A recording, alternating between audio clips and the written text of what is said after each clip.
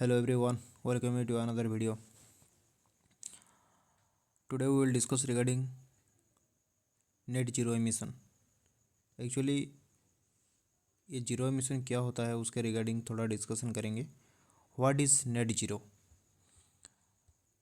Net zero, the urgency to combat the climate change has led to global commitment to achieve net zero emission by 2050. 2050 के अंदर हमें zero emission चाहिए. The United Nations emphasizes the need for the drastic reduction in the greenhouse gases emission. The goal require collective action from government, business and the individual alike. Actually में ये जो net zero का जो target 2050 तक है ये हम achieve कर सकते हैं अगर यूनियन गवर्नमेंट के साथ टोटल जो बिजनेसेस हैं और इंडिविजुअल जितने भी हैं अगर सबका प्रयास जारी रहेगा तो ये नेट जीरो एमिशन हम 2050 के अंदर अचीव कर सकते हैं. और यूनियन गवर्नमेंट के साथ टोटल वर्ल्ड की जितनी सारी कंट्रीज हैं everybody's are trying to achieve net zero emission. और ये जो ग्रीन हाउस गैसेस है उसका एमिशन कैसे रिड्यूस कर सकते हैं उसके रिगार्डिंग सब लगे हुए हैं. Today we will discuss actually what is net zero. It means net zero refers to balancing the amount of green gases emitted with the amount removed from the atmosphere. It requires reducing emission. Any remaining emission must be actively removed through various methods. Greenhouse gases including carbon dioxide and methane, which are major contributor to global warming. Net zero actually ये है कि जो green house gases हैं ये जो amount जितने amount में atmosphere में रिलीज हो रहा है उसके लिए एटमॉस्फेयर में टेम्परेचर ज़्यादा इंक्रीज हो रहा है और इसको हम ये ट्राई कर रहे हैं कि कैसे रिड्यूस किया जाए.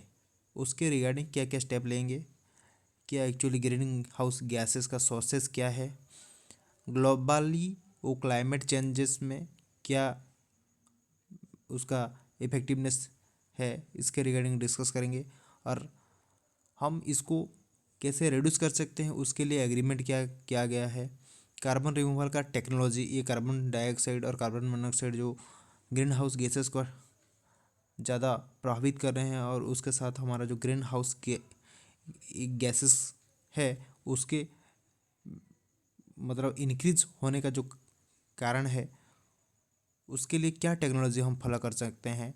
और यूनाइटेड किंगडम, यूके कमिटमेंट और अदर कंट्रीज़ हैं वो सब क्या क्या स्टेप्स ले रहे हैं उसके रिगार्डिंग हम थोड़ा डिस्कशन करेंगे.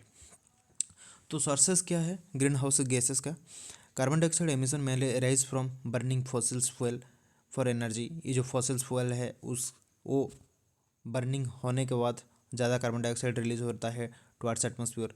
ट्रांसपोर्टेशन के दौरान हो रहा है, इंडस्ट्रियल प्रोसेस के दौरान हो रहा है. Methane is generated through agriculture process के दौरान मीथेन गैस ज़्यादा रिलीज हो रहा है. वेस्ट मैनेजमेंट किया जाता है उसके दौरान हो रहा है. And other activities deforestation exacerbate the problem by reducing the number of the trees and that can absorb the carbon dioxide. Actually deforestation एक मेन इंपॉर्टेंट कॉज होता है क्योंकि जब हम डिफोरेस्टेशन क्या कर देते हैं उसके दौरान क्या होता है ना, ये जो एटमॉस्फेयर में कार्बन डाइऑक्साइड का वैल्यू ज़्यादा से ज़्यादा इंक्रीज होता जाता है. और जो कि एक्चुअली में ये जो प्लांटेशन का बेनिफिट ये होता है कि प्लांटेशन के दौरान हमारा जो कार्बन डाइऑक्साइड है वो प्लांट के द्वारा एब्जॉर्ब हो जाता है और ऑक्सीजन का अमाउंट एटमॉस्फेयर में इंक्रीज हो जाता है. अगर इफ़ हम डिफोरेस्टेशन कर देते हैं तो इसके अपोजिट इफेक्ट हमको देखने को मिलता है. कार्बन डाइऑक्साइड ज़्यादा इंक्रीज हो जाता है और ऑक्सीजन के अमाउंट घटता जाता है. ग्लोबल क्लाइमेट एग्रीमेंट क्या है?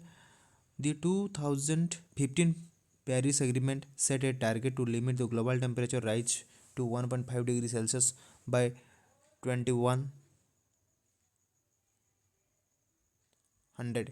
Nearly 200 countries pledged to reduce the carbon dioxide emission by nearly the half of the 2030. 2030 के अंदर ये जो अप्रॉक्सीमेट 200 कंट्रीज टारगेट लिए हैं कि कार्बन डाइऑक्साइड एमिशन को थोड़ा बहुत कोशिश करेंगे 2030 के 2030 के हाफ तक वो रिड्यूस करेंगे। और aiming for net zero by and totally 2050 तक ये टोटल कार्बन डाइऑक्साइड को रिलीज को जीरो कर देंगे। However emission continue to rise and posing to important challenge. Carbon removal का टेक्नोलॉजी क्या है?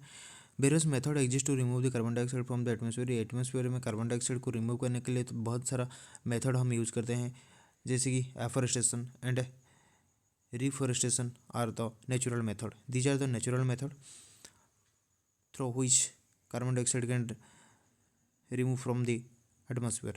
Technological solutions like the carbon dioxide capture and the storage are the being developed but are the currently expensive and the limit in the scope. These methods cannot replace the need for the substantial reduction in the fossil fuel consumption. UK's commitment to net zero. UK ने क्या commitment किया है उसके regarding देखेंगे।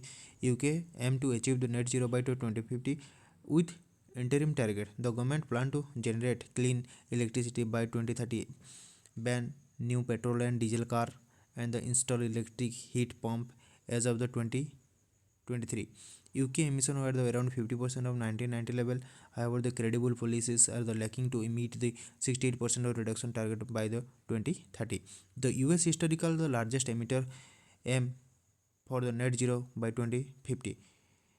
The Inflation Reduction Act focuses on the renewable energy investment. The EU has similar target within net zero industry. Act promoting green technology. Other important emitters like the Russia and India have set later target but the lack robust policies. Challenges with net zero target. क्या क्या challenges है?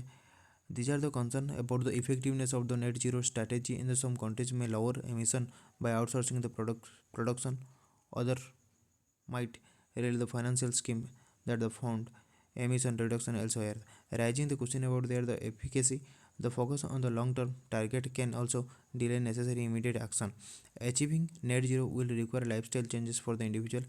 Actually में ये change तो करना पड़ेगा, क्योंकि अगर लाइफस्टाइल चेंजेस थोड़ा नहीं करेंगे तो ये नेट जीरो एमिशन ख़त्म करने को बहुत सारा टाइम लग जाएगा. And this individual reducing are the travel and the conserving the energy and the enhancing home insulation and the using electric vehicle. हम डीजल पेट्रोल की जगह हम अगर इलेक्ट्रिक व्हीकल यूज़ करेंगे तो थोड़ा बहुत हम जो एटमॉस्फेरिक ग्रीन हाउसेस गैसेस हैं थोड़ा हम कम कर सकते हैं. Dietary changes such as consumption the less red meat will also contribute to reducing the emission. Red meat ज़्यादा रिडक्शन को रोक सकता है. इंपॉर्टेंट फैक्ट क्या क्या है उसके बारे में थोड़ा देखेंगे. IPCC, the Intergovernmental Panel on the Climate Change, assess the climate science. It influences the global climate policy established in 1988. It provide critical report to the guide international climate agreement.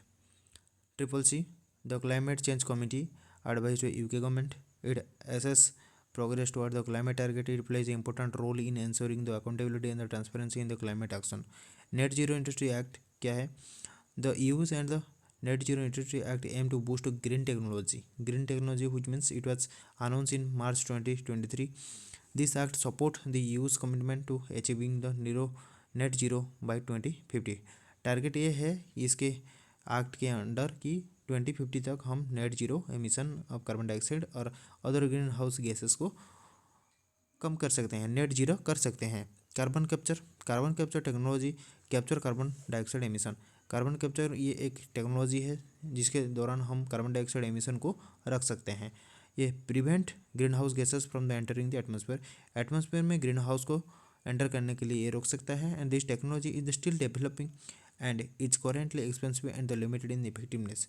ये actually ये जो technology है ज़्यादा expensive है, इसीलिए हम थोड़ा उसे यूज में कम ले रहे हैं.